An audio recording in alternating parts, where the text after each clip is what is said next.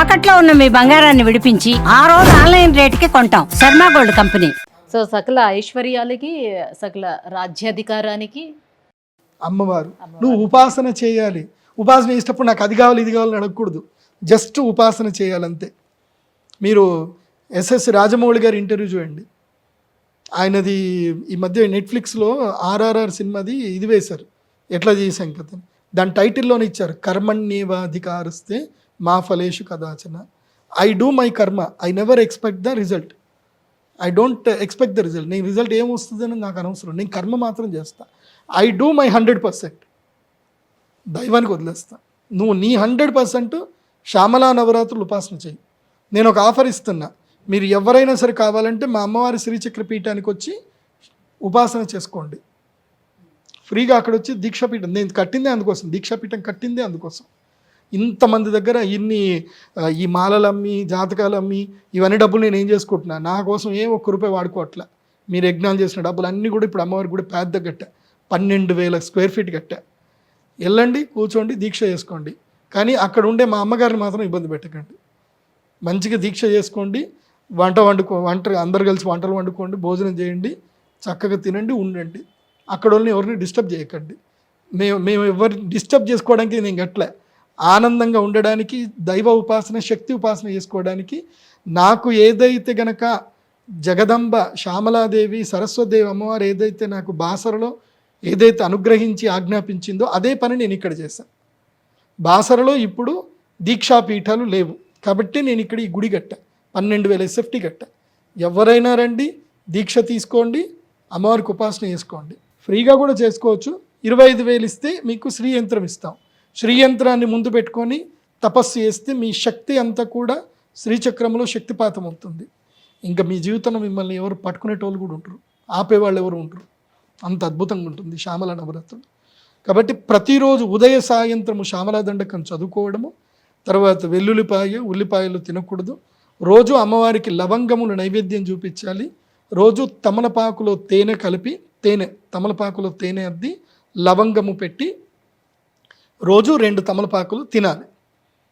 ఇలా శ్యామలా నవరాత్రులు 9 రోజులు చేసి దశమి రోజున అమ్మవారికి ఉద్యాపన చేసి నైవేద్యాలు సమర్పించడం అలాంటి నైవేద్యం ఉంటుంది. దధ్యన్న సక్త హృదయ, మీకు లలితా సహస్రంలో ఉంటాయి పంచభక్షాలు. పాలన్నము ఒకరోజు, పెరుగన్నము, నిమ్మకాయ పులిహోర, చింతపండు పులిహోర, మామిడికాయ పులిహోర, తర్వాత కొబ్బరి అన్నము, బెల్లం అన్నము, ఇలా ఇంకా ఏముంటాయి అవన్నీ కూడా అన్నీ అన్నంకి సంబంధించి ఉంటాయి. లలితా సహస్రంలో వస్తాయి అమ్మవారికి ఇష్టమైనవి 5 ఏవైతే ఉంటాయో అన్నీ వస్తాయి. ఆ 5 అమ్మవారికి నివేదన చేయాలి. ఒకరోజు పొంగల్ చేయాలి. పొంగల్ అంటే ఇది పెసరపప్పు వేసి పొంగల్ చేస్తారు కదా, ఒకరోజు పొంగల్ చేయాలి. ఒకరోజు అన్నీ కలిపి పంచభక్షాలు అన్నీ కూడా కలిపి అమ్మవారికి నైవేద్యం పెట్టాలి. లాస్ట్ 9వ రోజు. 10వ రోజు ఏం చేయాలి అని అంటే, చదువుకునేటువంటి పిల్లలందరినీ కూడా పిలిచి, ఒక 16 మందిని చదువుకునే పిల్లల్ని పిలిచి వాళ్ళందరికీ శ్యామలా దండకము ప్రింట్ చేసింది శ్యామలా దండకము ఇచ్చి వాళ్ళందరికీ బట్టలు, తర్వాత పుస్తకాలు కొనివ్వాలి. పుస్తకాలు ఇప్పుడు స్కూల్ పిల్లలు కాబట్టి వాళ్ళకి యూనిఫాము, తర్వాత షూజు, వాళ్ళకి ఏం కావాలో మొత్తం ఒక స్కూల్కి వెళ్ళే పిల్లాడికి ఏమేమి అవసరం పడతాయి అన్నీ దానం చేయాలి. 16 మందికి దానం చేయాలి. 16 మందికి అందరి పిల్లలకి దానం చేయాలి. వాళ్ళకి భోజనాలు పెట్టి పంపించేసేయాలి. ఇది శ్యామలా నవరాత్రులు చేయాల్సింది. సో మిగతా నవరాత్రులాగా ముత్తైదుని పిలిచి తాంబూలాలు ఇవ్వడం కాకుండా పిల్లల్ని పిలిచి వాళ్ళకి కావాల్సినటువంటి ఇక్కడ ముత్తైదులతో పని లేదు. ఇక్కడ అందరు పిల్లలే. 8 సంవత్సరాల లోపు పిల్లలు, 8 సంవత్సరాల లోపు పిల్లలకే విద్యాదానం చేయాలి. ఇది శ్యామలాదేవి ఎవరు అంటే జ్ఞానప్రదాత అమ్మవారు. అందుకే మా శ్రీచక్ర పీఠంలో మేము ప్రతి సంవత్సరము రాజశ్యామల యాగం చేస్తాం. ఈ రాజశ్యామల మెయిన్గా ఎందుకోసం అంటే మీ జ్ఞానం కోసమే. మీ పిల్లలకి చదువు రావాలి, మీకు ఏదైనా రాజయోగం రావాలి, మీరు ఏదైనా అధికారం రూపం రావాలి, రండి. పోయిన సంవత్సరం వచ్చారు ఒక ఆయన, నేను బార్ కౌన్సిల్లోకి నేను పోటీ చేస్తున్నాను గురించి, నేను రావాలి అన్నారు. రండి కూర్చోండి అండి అన్న. అయిపోయాడు, బార్ కౌన్సిల్ హెడ్ అయిపోయాడు. ఇప్పుడు మంచి డబ్బులు సంపాదించుకుంటున్నారు, అందరికి మేలు చేస్తున్నారు. చాలామంది పిల్లలు నత్తితోటి వచ్చారు, లవంగాలు ఇచ్చాను, నత్తి పోయింది. కొంతమంది పిల్లలు జ్ఞాపక శక్తి లేదని వచ్చారు, ఇచ్చాను, పోయింది. ఎవరో ఏదో ఐఏఎస్కి ఏదో ట్రై చేస్తున్నారు, వాళ్ళకి చేసి ఇచ్చాను, ఐఏఎస్ సెలెక్ట్ అయ్యారు.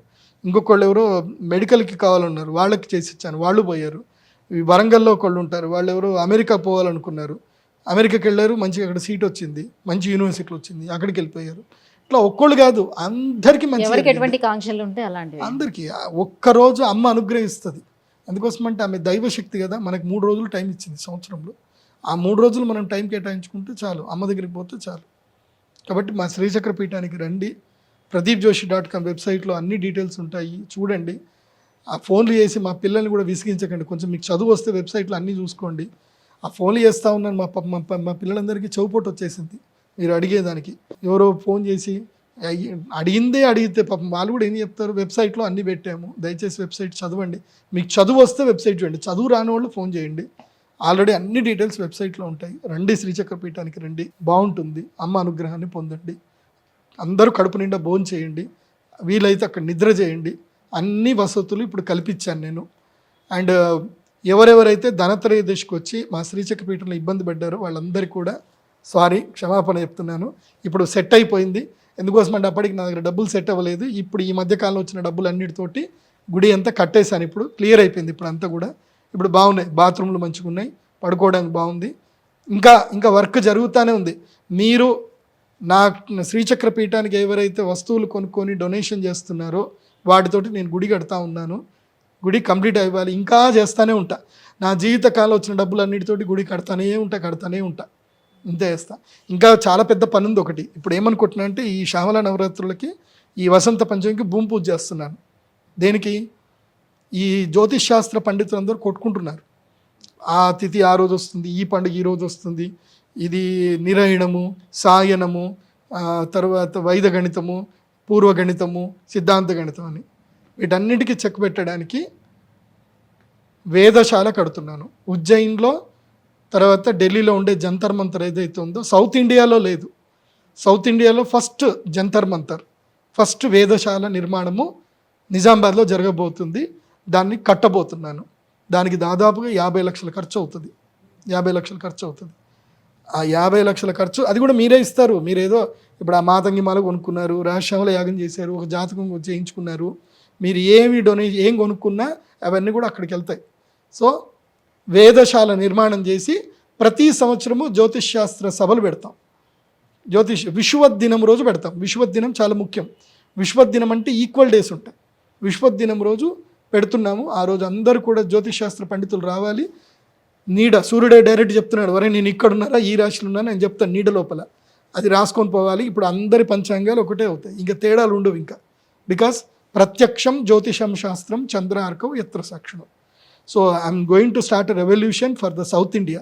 First time in South India I'm establishing the వేదశాల, the observatory, the planetary observatory centre.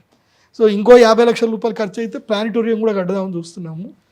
ఏమో మీకు అందరికీ అమ్మ సంకల్పం ఉంది, మీరు అందరు డొనేషన్స్ ఇస్తే కట్టిస్తా. నేను పోయేటప్పుడు నేను తీసుకుపోయేది ఏం లేదు, మీ అందరి కోసమని కూడా పెడతాం. ఇంకెన్ని రోజులు ఉంటాంలేండి, ఏదంటే. శ్రీచక్ర పీఠాన్ని స్థాపించారు కాబట్టి, అమ్మవారి అనుగ్రహం మీకు ఉంది కాబట్టి అనుకున్నవన్నీ అయిపోతూనే ఉంటాయి.